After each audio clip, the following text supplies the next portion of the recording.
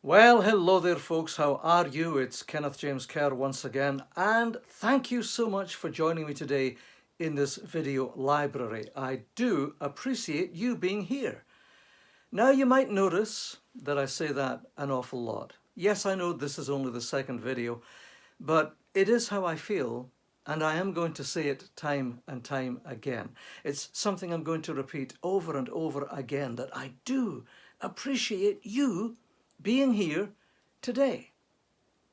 Now, another thing that we're going to look at and repeat time and time again is the great theme that's present in the vignette that we're going to talk about today. And that theme is time. Time. And how you and I, as human beings, actually relate to this thing that we call time. We're going to come back to that time and time again. And my hope and my intention for you is that it'll help make sense of this incredible experience that we call life. So let's get straight into the vignette today. It is vignette number 2. You will find it on page 10 of the paperback. I'm using the hardback here for myself. And this is what the quotation says. When the past harbours regrets, and the future inspires worry, make the present moment the source material for your thoughts and focus. Let me say it again. When the past harbours regret and the future inspires worry, make the present moment the source material for your thoughts and focus. When you take a look at life, when you take a look at your experience of life, you have to admit that you typically live, and I typically live, within a construct of 3 time frames. It's true, isn't it? It's an absolute fundamental of life. It's an absolute foundation. It's a way of looking at life. It's a paradigm. It's a philosophy. Call it what you will. But it really does exist in terms of our perception of our life. We have these 3 great time periods. We have the past. Everything that we've done, everything we've seen, everywhere we've been, every experience that we've ever had, ever lived, every moment of our life, it's there somewhere in the past. And so we take all of that, all of those memories, all of those ideas, all of those thoughts and cognitions, etc., and we put them in this box over there. That's in the past, that's in the past. And then we also have this other massively great time period up here in our mind, and that's the future. Oh, everything that we think is going to happen, everything we imagine is going to happen, the way we think our life is going to turn out, the expectations that we have, the imaginations that we entertain about what is coming next, and how much time in the future we may or may not have. And cemented between these 2 incredible concepts, the past and the future, there is the reality of the only moment we really ever have, and that is the present moment. That is the now, right? And so great books have been written about the now. I've got 2 here that I absolutely adore. One of them is this one, The Power of Now by Eckhart Tolle. Another one is this, Happiness Now by Robert Holden. And not only do we have great books like that, but we have sacred texts from the past, whether it's from the Bible or from the Quran or other holy books and texts that talk about the wisdom of living in the now moment, because the now moment is all that we have. And so, like I say, we have this concept, we have this construct that says that there are 3 time periods: the past, the present, and the future. So I have a very, very good question for you right now. Which one of these time periods do you live in? Oh, I know that the obvious answer is going to be, well, that's a daft question.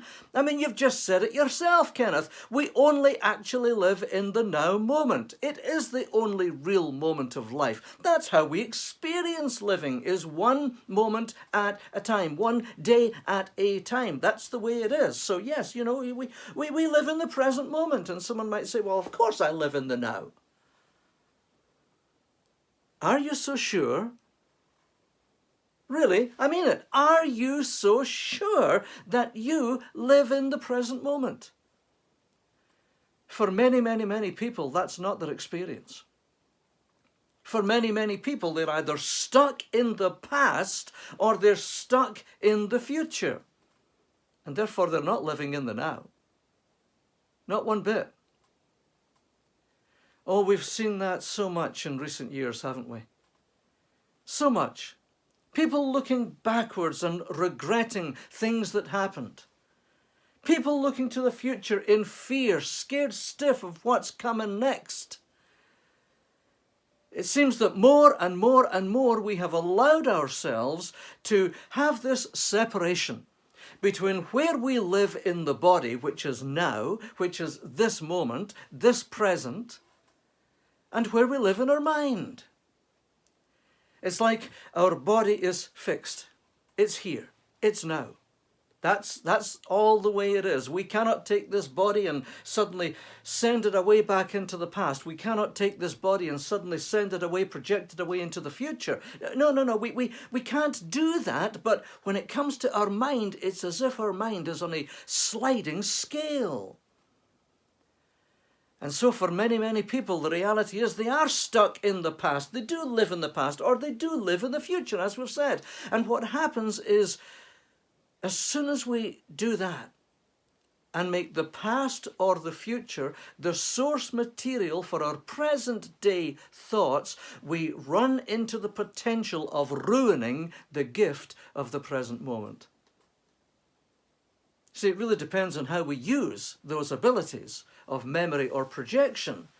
But for too many, many people, maybe for you, we use it in a way that really does make a mess of our present moment. And that's what this quotation hints to, isn't it?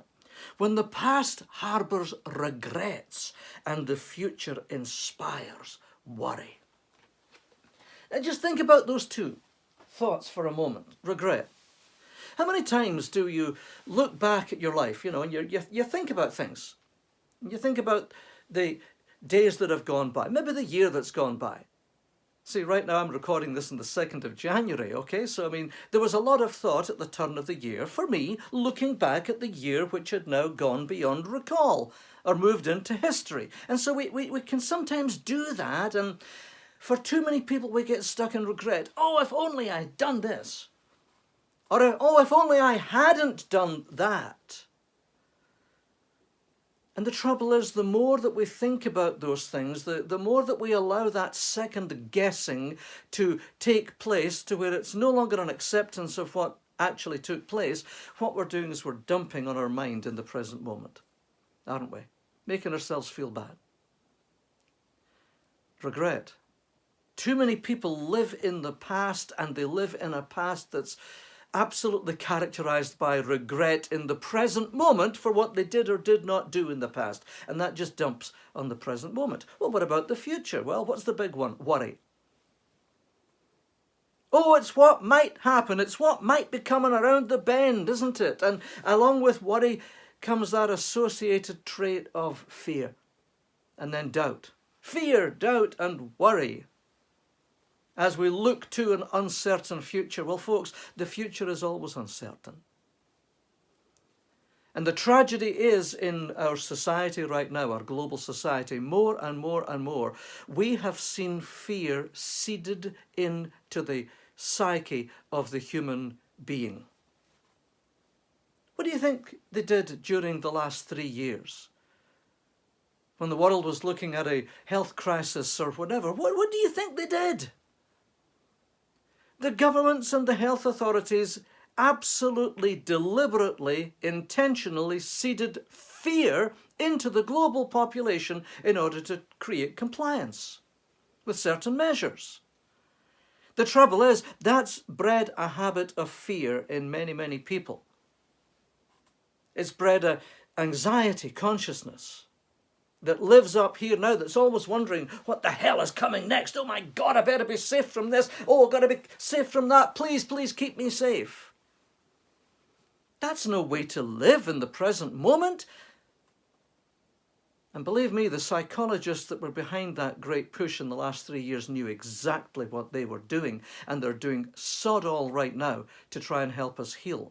I'm hoping and praying that as you go through these videos, it may help you heal, if healing is needed for you too. So like I say, you take a look at life and you take a look at these 3 time periods that we have up in our mind, even though there's only one time period in reality. And it's so easy to look at the past and bring the regrets forward into today, to look at the future and bring the worries back into today, and end up ruining the gift of this gorgeous, incredible present moment existence that we have, where we only truly live one moment at a time. So what can we do about it? I mean, what kind of solutions are there? You know, I mean, who wants to spend the whole of their life regretting the past? Who wants to spend the whole of their life worrying about the future? What can we do about it? What kind of solutions exist for you and I when these things come to us in our mind and our mind takes over? What can we do? Well, there's several thoughts and suggestions that I would give to you. First of all, this one. Make better use of your imagination or your memory. In other words, if you have to look at the past, make a conscious decision in the now moment to reflect on that past in a better way. Instead of reflecting on those things that you have regrets over, why don't you take a look at the things that you enjoyed? Think about nostalgia. Think about the places that you lived, that you loved, the people that you knew, the things that you did that brought you happiness and joy and pleasure. So allow the memories of the past, experienced in the now moment, to be of a high quality nature that impact the resonance of your thoughts and feelings in the now. That's far better use of looking at the past. And then ultimately take all of that and see if you can see lessons that will serve you in the present moment. Now that's a good use of the memory of the past, isn't it? Much better than sitting stewing on your own regrets. Well, what about the future? Well, again, imagination, isn't it? I mean, the future's always imagination, folks. We're not there yet. You and I don't have a flippin' clue how it's going to turn out. So everything we think about the future ultimately is imagination. So let's use the imagination in a different way. Let's not assume that it's all going to go wrong. Let's not assume that it's tragedy and disaster and catastrophe and all these things. But instead look ahead in anticipation to the fulfillment of something that you really want. It's like the little kid, isn't it? Kid says, "Mummy, mummy, mummy, daddy, daddy, daddy, how long is it till Christmas?" Well, they're not thinking about the freezing cold. They're not thinking about the icy roads. They're not thinking about the dark nights and the shorter days and all the rest of it and the colds and the sniffles. And no, they're thinking of the presents. And maybe you and I need to recapture that childlike spirit and do exactly the same. So that's definitely one solution. It's to make better use of memory and imagination when it comes to the past and the future and how we employ our thinking about these today. The next one is the big one. Talks about making the present moment the source material for your thoughts and focus. So listen, I'm going to do a little exercise with you now. Just, unless you're driving, just stop from what you're doing right now. And if you're driving, you shouldn't be watching this anyway. So let's just stop for a minute and do this. I want you right now to ground yourself in the present moment. Ask yourself this: what do you feel? Well, right now I can feel my bare feet on the carpet in this room. I can feel my back against the chair. That's what I can feel. I can feel this shirt on me. I can feel the glasses on me if I really think about it. What do I hear? Well, I heard this chair creak just now as I moved. It's not me. I may be getting on a bit, but it ain't me, okay? It's the chair. I can hear it creak. I can hear the tinnitus in my ears. That never stops. What else can I hear? Not much. It's pretty quiet here in this tiny wee village in the middle of the prairie. So what can you hear? What can you feel? What can you hear? Well, what can you taste? Did you just have a sip of coffee? Can you taste that? Did you just have a mint? Can you taste that? Whatever it is, what can you taste right now? What can you smell? Is there a prevalent aroma in your home, in your room, in the area?